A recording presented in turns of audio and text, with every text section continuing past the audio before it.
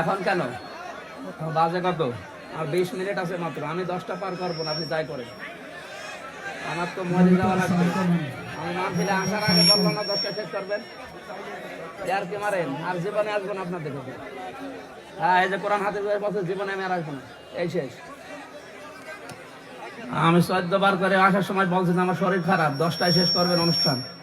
আর এখন বাজে মাত্র 10-20 মিনিট আছে বাকি। আপনারা পাকড়ি দেবেন 10 মিনিট।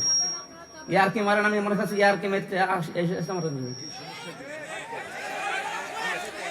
না, এদেরকে আমার ডাক্তার মানা করছে যে আপনি রাত জাগবেন না, রাত জাগবেন না, 10টার ভেতরে ঘুমিয়ে পড়েন।